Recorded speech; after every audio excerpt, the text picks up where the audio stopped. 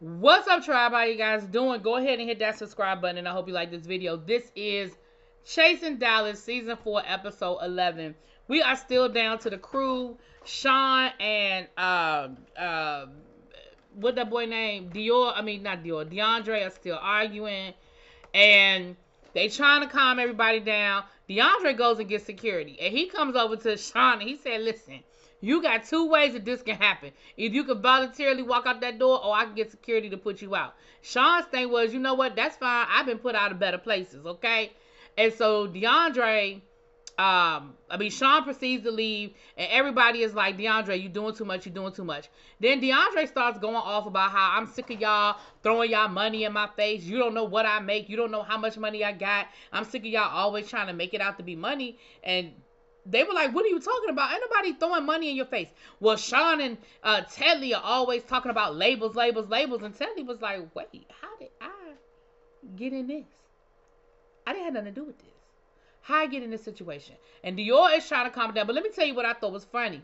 I thought it was funny that Dior was over there taking selfies while Sean was getting put out. Dior was like, I said, I see you, Dior. I see you. I see you with the selfies, okay? Now, at the end of the day, Sean got put out. And what ended up happening was,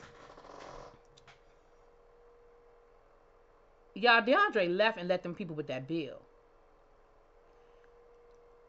You saw the producer whispering to Dior, and Dior telling the rest of the folks, look, our bill is $400 something, and DeAndre only paid $100, even though he said he would pay for half. So basically, the rest of us now have to come up with the rest of the money. Now, what I thought was real effed up was DeAndre said he really only had a problem with Sean and Tetley. I don't even understand where the Tetley came from. But yet you left everybody with the bill. Now, by that time, Robert and Kiki were gone. We're going to get back to Robert and Kiki in a minute. But Robert and Kiki were gone. So you really are hurting people that you didn't even try to hurt. You didn't put Sean out. So you really sticking the bill with people that you didn't intend to hurt. You got Sean. Like, in my opinion, you played the boss move. You played the boss move when you got Sean escorted out. Like, that was a boss up move. Now, when it was time for them to break down the bill, first of all, production was shady as hell for showing them, counting out them damn 5s and 10s on the table while they was trying to figure out how they was going to pay this bill. Now, I ain't about to sit here and go through all of them what they weren't planning on. They didn't know. It was blah, blah, blah. I don't give a damn. Let me tell you. And Sean, you know I like you. And Telly, you know I like you too. But let me tell you something. Ain't no way in hell. Telly was like, I got it. Sean was like, I got it. I could buy 10 of these. I could do this. I could do that. Then what one of y'all should have done was drop the credit card or debit card. Hell, a Cash App card on the table and kept it moving. Ain't no way in hell I'm sitting in the middle of no restaurant counting out 5s and 10s. And you got people sitting there talking about, well, I got it. I can afford this. This ain't nothing. This light work. Well, let it be light work so we're not sitting here getting embarrassed in this place we don't know, in this foreign city. Listen, if y'all don't sit there, oh, I was so mad at y'all. And like I said, I was side-eyeing Telly and Sean because everybody might not have had it. And that's fine. I get it. But Sean said he had it and Telly said he had it. Y'all know y'all going to the same place that night. Pick up the check. Pick up the receipt. And when y'all get home that night, sit down and figure that shit out. Do you know how many nights? Listen, let me tell y'all something. Do you know how many... And the way y'all party, I be watching y'all on Instagram. I know y'all do it all the time. Listen, I can't.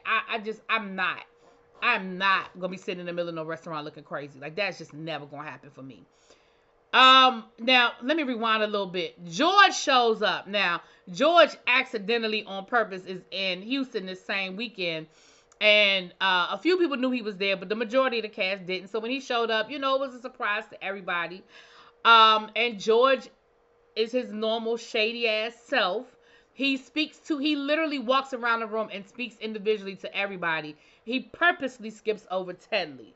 And so Jeff shady ass caught it and was like, don't you know Tedley? George talking about some who? He said Tedley. George said who? He said Tedley. Tedley ass is sitting in the middle like this. It's okay. It's all right. It's okay. So George gonna say, I think I've heard of him. George. You heard of him, George? Shady ass. You shady ass. But Telly was like, listen, we can be cordial, we can be in the same room, and we can speak to each other, and we don't have to be friends. It's fine. It's fine. But anyway, that's pretty much how the night ended, with them trying to count out that damn money and finish drinking that expensive ass Hennessy. And then it was Hennessy. Let me tell y'all something. I really need y'all to elevate yourselves. Hennessy. Y'all spent $400 on a bottle of Hennessy. Or 2 bottles of Hennessy. Or hell, even 3 bottles of Hennessy. Okay, cool. I mean, if you like it, I love it. I just... Moving on. So the next morning, Tedley is cooking breakfast for everybody, playing mother hen. And Trey wakes up, and they just recap what happened the night before, child. I ain't getting into all of that. Jeff comes in, Sean comes in, and they just, like I said, they just kind of recapping what happened the night before and how drunk they were and the whole situation with DeAndre and Sean. And Sean didn't remember saying he was going to spit on DeAndre's dead grandmother, child, or slapped his dead grandmama. But Sean was like, listen, he threatened to spit on me, and at that point, all bets are off. Like, you threatened to spit on me, and I threatened to slap your dead grandmama. Now, Sean, I do think you crossed the line talking about that man grandmama. I do think that was a bit much. But I also understand that when you are in the heat of battle, anything is liable to come out your mouth, and you just have to, you can repent for it later, I guess. I don't know. So then,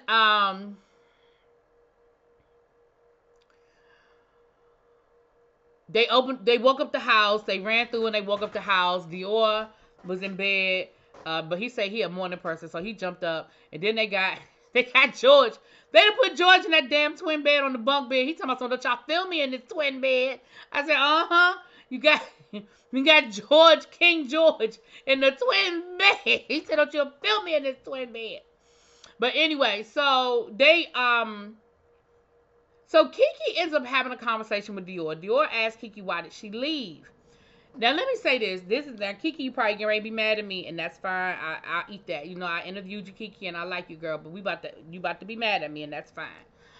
She said, well, first of all, she said she felt like the guys were not respecting her and treating her as the female of the group. She said she's used to being around guys who, when she comes in, they give her a seat and, certain things like that. And she just didn't feel like they were doing that, and so she said, when you're out and you're partying and you in mixed company, you gotta be careful when you're moving in mixed company. And they were at a straight club that was hood adjacent, I guess. They said it was hood-ish, in the hood adjacent, whatever. And so that was her first issue, where she just didn't really feel comfortable. She didn't feel like they were, like I said, respecting her as the adult. as the woman of the group.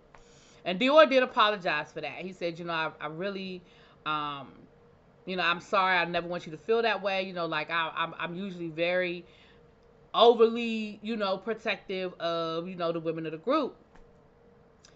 And then and I don't know if she said this at brunch or she said it when she was talking to Dior, but I'm gonna go ahead and get it out the way because so many other things happen at brunch, child. I just can't. So she also told the story about when she got up to go to the bathroom.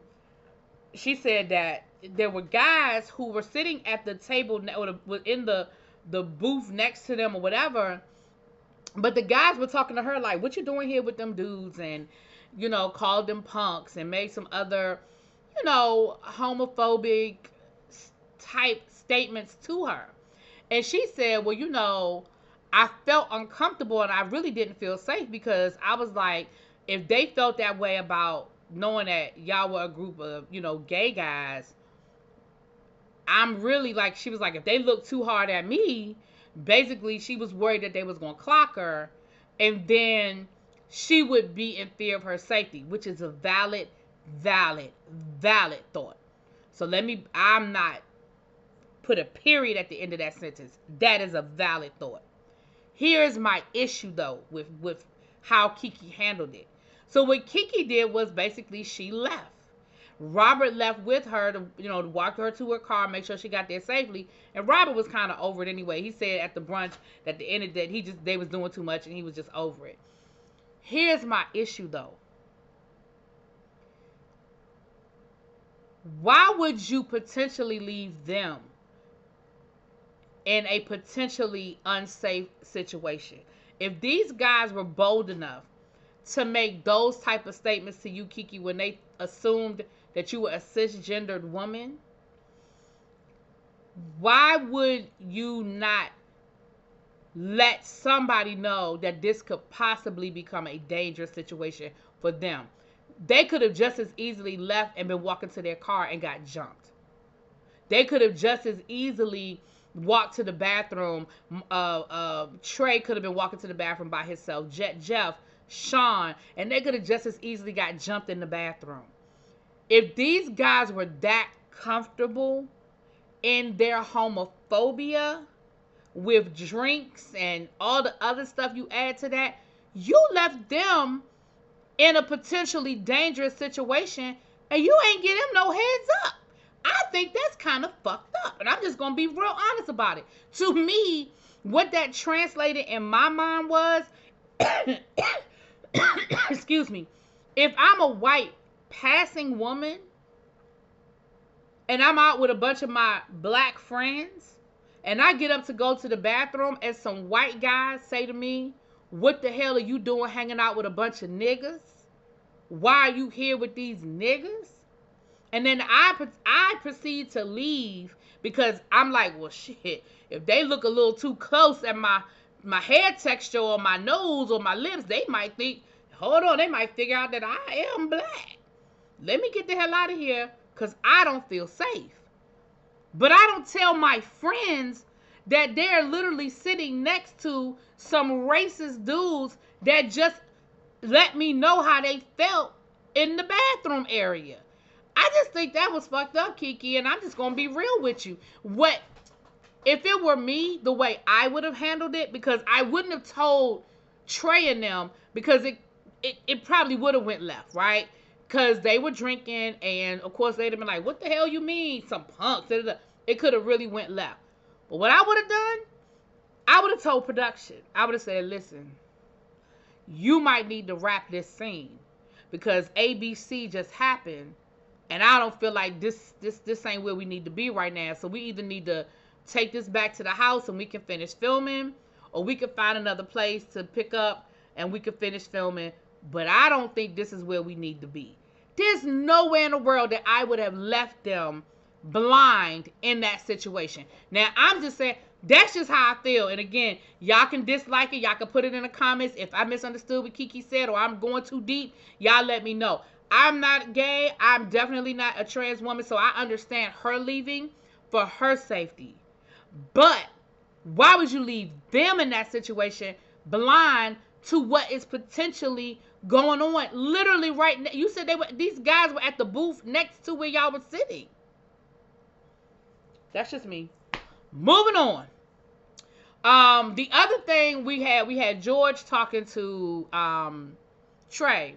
And George was basically giving his side of the situation with what happened with Tedley. And basically he was like, listen, me and Tedley were cool. I thought we were good friends. And then basically he flipped on us. Like, he said, I used to be on the phone with Tedley 2-3 o'clock in the morning listening to him cry and go on about his divorce and his relationship. And then basically for him to act like he don't know me or that we weren't friends, things were getting back to me, that we weren't really friends like that and we weren't really as close, like that was hurtful to me. And I was like, okay, so you don't know me? I don't know you either. Like, I've heard of you, which I think is what refers back to the night at Crew when he was like, oh, I've heard of him. You know what I mean? Um, Again, that's one of the situations where I don't know whose version of the story is gonna be, but child, it is what it is. So we get to the brunch. Um, I was there, y'all. Now I didn't film. Clearly, I didn't film, but I did. I was in Houston the same weekend. They were filming this. If you guys remember, the same weekend I went to Houston for Simone and um, Rashid's engagement party. This was the same weekend, and it just so happened that I was gonna be there. And I had talked to Markel, so he was like, "Well, come on through. You know, we're gonna be doing brunch or whatever." And so I got there before they actually started filming. They had just ordered their food, and so I met most of the people. Robert wasn't there yet, but everybody else was there. Robert and Lon. I met Lon D at the end. So anyway, but it was funny because I was with me, Josiah, Make It Make Sense, and Kat. We were inside while they were outside filming, and child, we missed all of this. I said, "Damn, all of this happened while we was inside having some breakfast. I mean, some brunch." But we start off the conversation with Kiki explaining why she left and what happened, and I already went through all of that. And then what happens next, child? So much stuff happened at the damn brunch. What happened next? All right, so the whole thing gets started when Robert and Blondie show up, right? So they asked Robert why he left early from crew, and that's when he was like the vibe was just off, and y'all were just doing too much. Sean, this is what I need Sean to do. And again, I like you, Sean. I need you to stop feeling like you have to explain yourself in every situation, okay? Sean was like, the vibe was off because, and he wanted to explain why the vibe was off.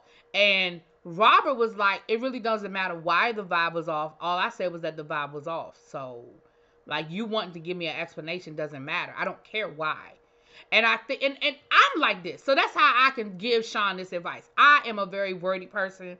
I am the one that always wants to explain things. Maybe it's the teacher in me. I don't know.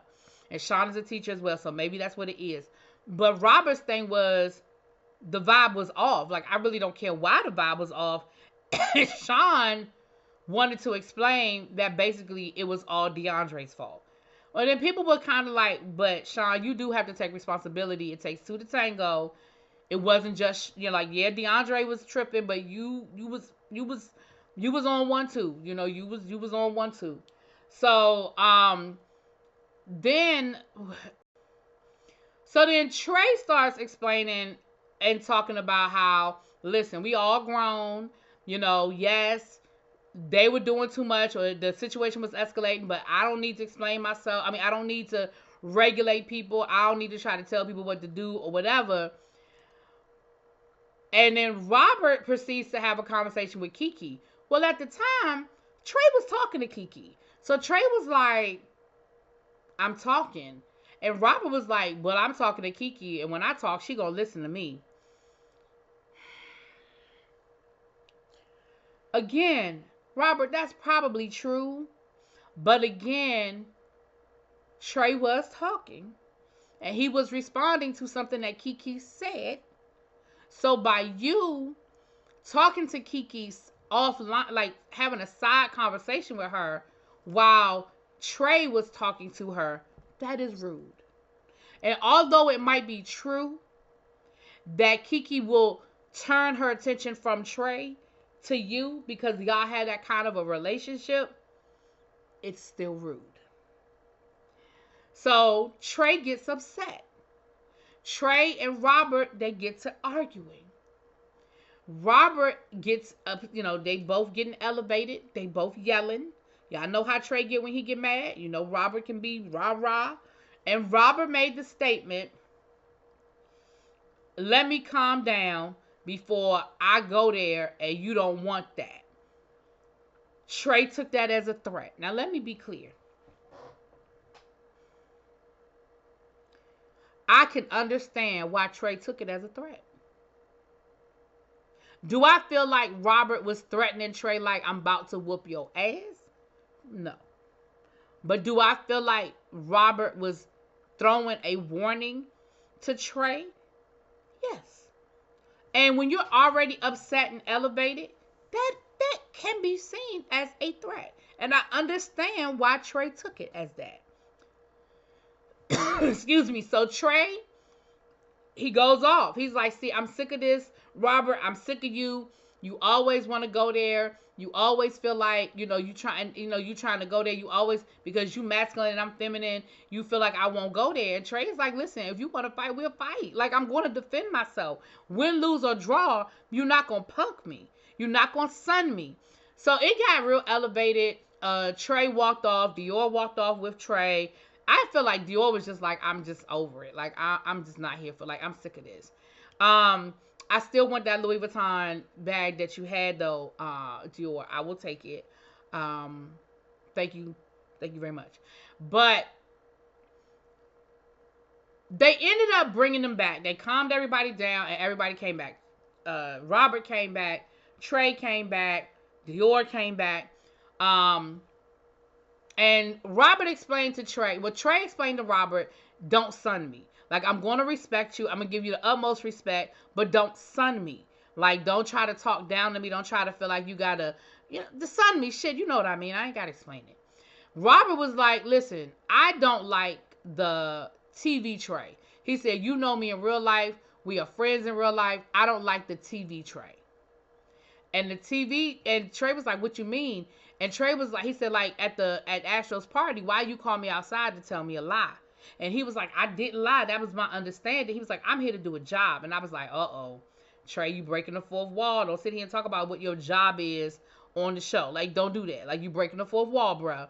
But that was their situation. Now, Londi and Dior, because Dior asked Londi about I think it was Jeff Messy ass. Asked Londi about why he was like, I'm surprised to see you here. I didn't think you were coming. And Londi, to his credit, he repeated what he said. He was like, look, I didn't want to be in a room with a couple. And Dior was like, well, who is the couple? And he was like, you and Kiki. And Dior was like, what is wrong with you? Like, we literally just had a conversation, and I thought you understood. And Londi was like, yeah, but when I was at that photo shoot, I felt like a third wheel. I felt like, I was in the way. I felt like I was in the way of what y'all was doing. I felt like I was the third wheel. And then he went back to what Kiki said. Now, I'm going to be honest, Kiki. The first time I heard you say it, I sort of took it the same way Londi took it. But when they played it back, I said, okay, I understand what Kiki's saying. Kiki said, me and him are going to talk and be together and work together is what he said, regardless of what anybody has to say. I think when you use the term, we're going to talk, people say we talking as a way to say we dating, we getting to know each other. And I think that's how Londi took it. So Londi took it and interpreted it as, well, he just basically told me that whatever he got going on with Dior, he going to keep doing it with Dior regardless of what we think or regardless of how we feel. And I feel like that's how he took it. But I don't feel like that is what Dior meant. I mean, what Kiki meant. So they got into the whole argument or whatever. And Londi was like, well, that's how I felt. That's how I took it. And, Dior and Kiki were like, but we told you, like, how many times do we have to say we're not together? And then, that's how the whole thing escalated. I'm out of order, but I'm telling you what happened, shit. So Robert was like, well, I ain't the one talking about it. Like, I'm not saying nothing about the situation that's going on with, he said, at the end of the day, Dior, you know how I felt about it. Honestly, I just wanted y'all to fess up to it. I just felt some kind of way that you, as my brother, was dating my best friend's ex. Like, I just felt some kind of way about it. But honestly, after me and you talked about it and we said what we had to say, I ain't said nothing else about it. It's the rest of the group that's talking about it. So then they were like, well, who's talking about it? So Londi proceeds to talk about who's been talking about it. Sean wants to defend himself. Again, like I said, Sean, you don't always have to explain yourself in every situation. This is a perfect example of that. You ain't really need to say shit. But Sean wanted to clear his name and explain that he didn't really say nothing about Kiki and Dior's situation because he really don't give a damn.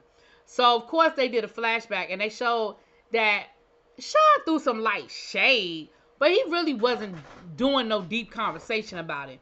But Londi was like, but you talked about it when we were at the tasting. You did address it. You did talk about it. So the two of them got at it, and Sean was like, I ain't never no punk. I ain't never no punk. It's whatever. It's gonna always be whatever. And Lon D was like, well, what? It's whatever. What? Then what? And the two of them looked like they was getting ready to fight. And Telly was like, stop. I'm sorry, I should have said that, Telly. Telly was like, stop. Don't do that. And he was trying to hold Lon D back. Because they brought up the whole thing that Jet Jeff, that's the other thing they brought up, was Jet Jeff talking about Lon D and Tetley dating, and Lon D was like, and Jet Jeff was like, well, you were the one that brought up the fact that I was sliding your DMs, and he was like, yeah, I shouldn't have brought that up, but I brought that up before I had a chance to talk to you. And I was like, well, maybe the reason why he's spreading the rumors about me and Tetley is because he tried to get with me, and maybe because he mad because I'm talking to somebody else, so he trying to spread rumors. And Jet Jeff was like, no, that's not it. That's not it. No, that's not it. And so